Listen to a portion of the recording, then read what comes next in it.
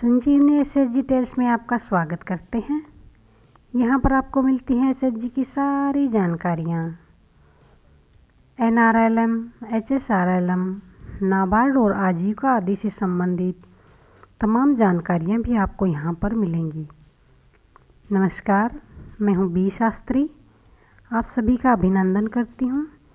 आपके लिए लेकर आए हैं सरकारी योजनाओं से जुड़ी सारी बातें जो आपको जीने की नई आस के साथ साथ आपकी आय को बढ़ाने में भी एक मील का पत्थर साबित होंगी। यह प्लेटफार्म खास तौर पर कम पढ़ी लिखी व बेरोजगार महिलाओं के लिए है। आज तक आपने यूपी, एमपी आदि में ही इन स्कीमों के बारे में सुना था, लेकिन अब हम हरियाणा राज्य ग्रामीण आजीविका मिशन की भी सारी योजनाओं की जानकारियाँ आपको उपलब्ध कराएंगे। तो आज हम आपके लिए लेकर आए हैं एनआरएलएम, जिसका मतलब है राष्ट्रीय ग्रामीण आजीविका मिशन।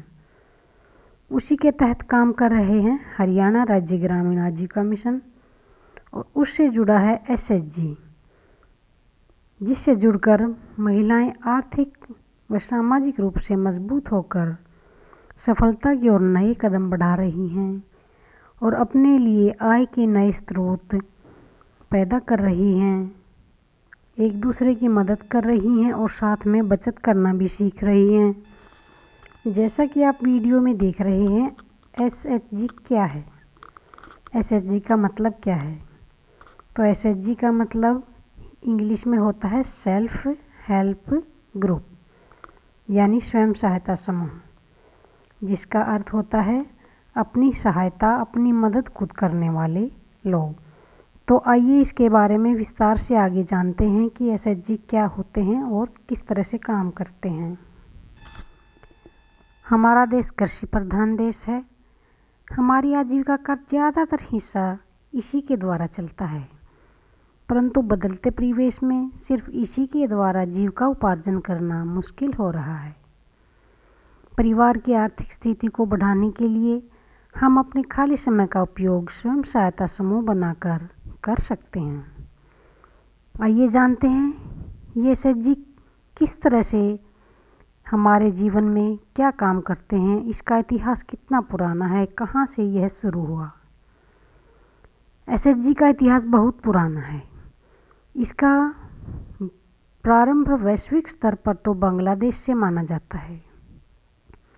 वहाँ चिटगांव में अर्थशास्त्र के प्रोफेसर मोहम्मद यूनिस को इसका सर्जनहार माना जाता है, जिन्होंने 1976 में ग्रामीण बैंक से इसकी शुरुआत की थी। इसमें ग्रामीणों द्वारा छोटी छोटी बचत राशि जमा की जाती थी, जो इकट्ठी होने पर ज़रूरतमंदों को ऋण के रूप में दे दी जाती थी। 1983 में सरकार ने इसे एक बैंक का दर्जा दे दिया। यह बैंक क्या करता था?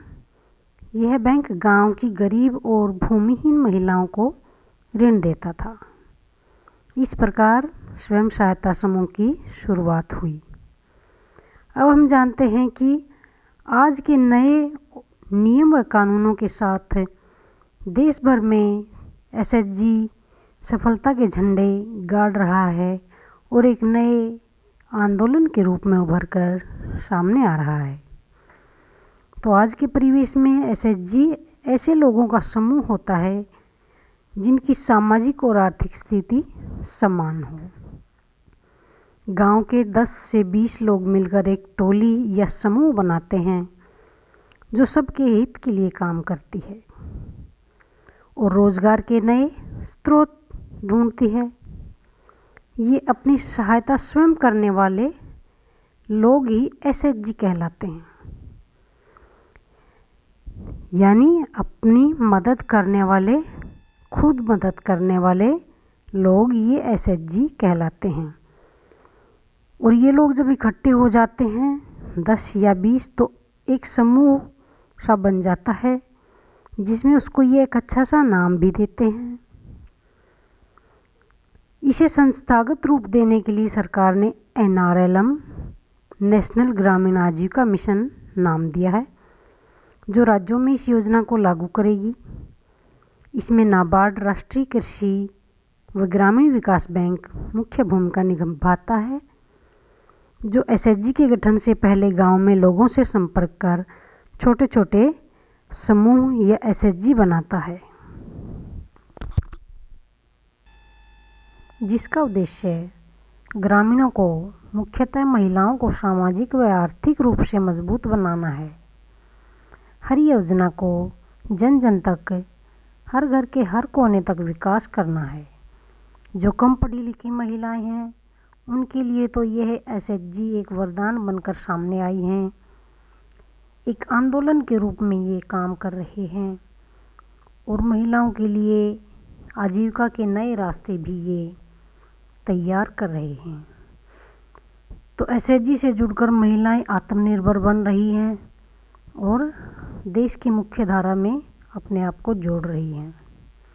अब ये महिलाएं समूह में हर महीने अपनी छोटी छोटी बचत इकट्ठा करती हैं, उसे बैंक में जमा कराती हैं। वे इस पर ब्याज भी प्राप्त करती हैं और ज़रूरत पड़ने पर वहाँ से पैसे निकालकर अपनी ज़रूरतें पूरी करती हैं और सरकार की तरफ से भी उन्हें उद्योग धंधे आदि के लिए पैसा मिलता है। ये पैसा महिलाओं को बहुत ही कम ब्याज दरों पर उपलब्ध किया जाता है, ताकि कम ब्याज दर को वे जल्दी से भर सकें और उनके ऊपर आर्थिक दबाव भी ज़्यादा ना पड़े। इसलिए उन्हें बहुत ही कम ब्याज दर पर पैसा मिलता है। उम्मीद है आपको जानकारी पसंद आई होगी। लाइक, सब्सक्राइब करिए और देखते रहिए संजीवनी एसएचजी टेल्स। मुस्कुराते रहिए।